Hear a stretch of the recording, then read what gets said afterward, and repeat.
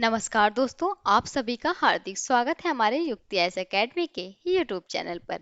इस चैनल के माध्यम से हम आपको यूपीएससी, स्टेट पीसीएस और अन्य सभी प्रमुख सरकारी परीक्षाओं के लिए प्रतिदिन परीक्षा पे करंट अफेयर्स को एमसीक्यू के रूप में प्रस्तुत करते हैं।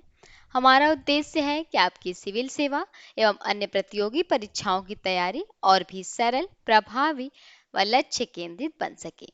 इसी के साथ शुरू करते हैं अपने पिछले वीडियो के सवाल से। तो सवाल था यहाँ पे, देखते हैं। सवाल था कि हाल ही में अपने 140वें स्थापना दिवस के कारण चर्चा में रहा दीपिका किस भाषा का समाचार पत्र है। 4 विकल्प दिए थे इसमें, तमिल, तेलुगु, मलयालम या फिर कन्नड़। तो ये सही विकल्प हो जाएगा इसमें से मलयालम। हाल ही में जो कि भारत के उपराष्ट्रपति सीपी राधाकृष्णन ने केरल के कोट्टायम में इसके 140वां स्थापना दिवस समारोह का उद्घाटन किया था। और ये किस भाषा का समाचार पत्र है? तो मलयालम का। अगला प्रश्न देखते हैं। अगला प्रश्न है हमारा कि हाल ही में अर्थशास्त्री अहमद अल अमीनोलो किस देश के प्रधानमंत्री नियुक्त किए गए हैं? तो 4 विकल्प है, मौली, नाइजर, सेनेगल या फिर घाना के। और ये हैं अहमद, जो कि अहमद अल अमीनोलो जिनकी हम बात कर रहे हैं।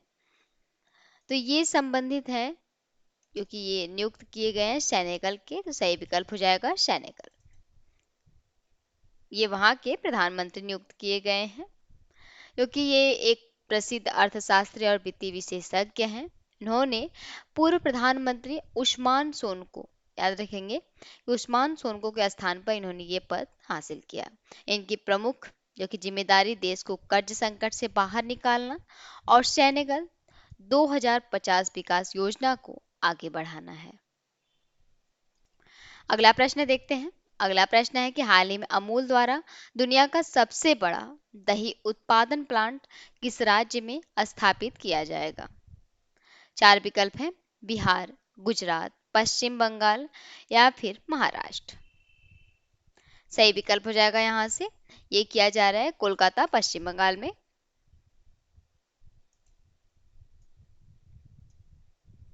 जो कि हावड़ा संकरायल फूड पार्क में दुनिया का जो कि सबसे बड़ा दही उत्पादन प्लांट स्थापित करने की घोषणा की है अमूल ने, जिसमें इस प्लांट की दैनिक दही उत्पादन क्षमता की अगर बात करें तो 10 लाख किलोग्राम होगी।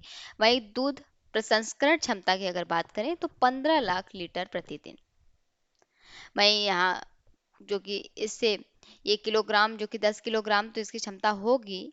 और यहाँ इससे क्या है कि यहाँ दही के अलावा लस्सी, छाछ, फ्लेवर्ड योगर्ट और जो कि आइसक्रीम का भी उत्पादन किया जाएगा। निवेश की बात करें तो इसमें 600 से लेके 650 करोड़ का निवेश है।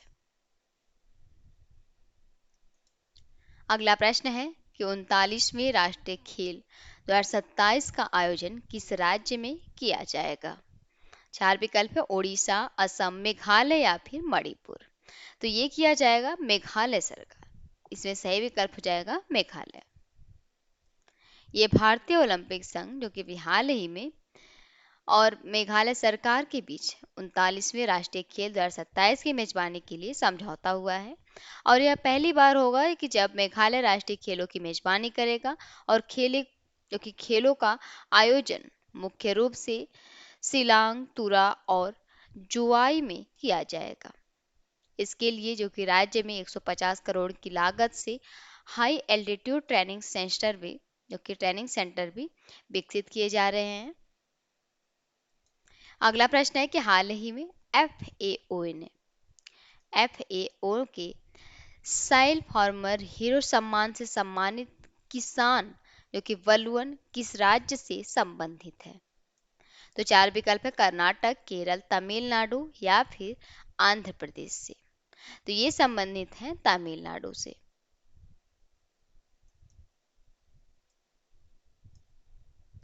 हाल ही में जो कि तमिलनाडु के पोलाची जिले के किसान है ये बलवन को जो कि खाद्य एवं कृषि संगठन, जिसे इंग्लिश में बोलते हैं फूड एंड एग्रीकल्चर ऑर्गेनाइजेशन, ये FAO का फुल नेम होता है, इसके द्वारा साइल फार्मर हीरो सम्मान दिया गया है।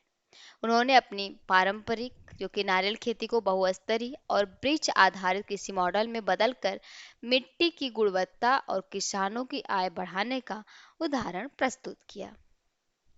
बात करें अगर FAO की, ये क्या होती है? ये जो कि एक विशेष एजेंसी होती है जो दुनिया भर से भूखमरी मिटाने और सभी के लिए पर्याप्त तथा पौष्टिक भोजन सुनिश्चित करने का कार्य करती है। वहीं अगर इसकी स्थापना की बात करें FAO के, तो इसकी स्थापना जो कि 1945 में हुई थी, याद रखेंगे 1945, और इसका मुख्यालय जो कि रोम मतलब इटली में है। इसमें लगभग 195 सदस्य 195 सदस्य देश हैं, जो भारत भी इसका एक संस्थापक देश है जो कि सदस्य है अब। और बात करें अगर FAO के मुख्य कार्यों की, तो ये खाद्य सुरक्षा, कृषि का विकास, विश्व खाद्य दिवस जो कि स्थापना की याद में भी हर साल 16 अक्टूबर को विश्व भर में वर्ल्ड फूड डे मनाया जाता है, क्योंकि इसकी स्थापना 16 अक्टूबर 1945 को हुई थी।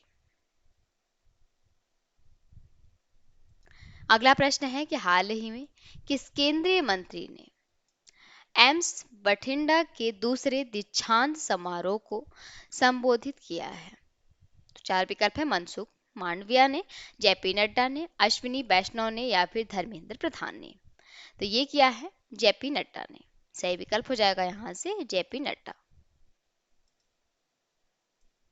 केंद्रीय स्वास्थ्य एवं परिवार कल्याण मंत्री जो कि जेपी नड्डा ने एम्स बठिंडा के दूसरे दीक्षांत समारोह को संबोधित किया, और उन्होंने एम्स बठिंडा में जो कि कैंसर उपचार को बेहतर बनाने के लिए भी PET सिटी जो कि पैट सिटी और HELA जैसी आधुनिक सुविधाओं का भी उद्घाटन किया है।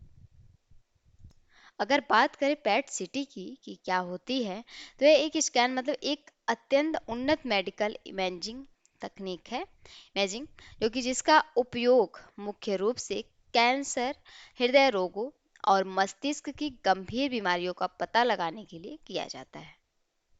ठीक है, यह होते हैं पैट और सिटी। पेट का मतलब फुल नेम अगर बात करें तो पॉजिट्रॉन एमिशन टोमोग्राफी, और वहीं अगर सीटी की बात करें तो ये इसका फुल नेम होता है कंप्यूटेड टैमोग्राफी।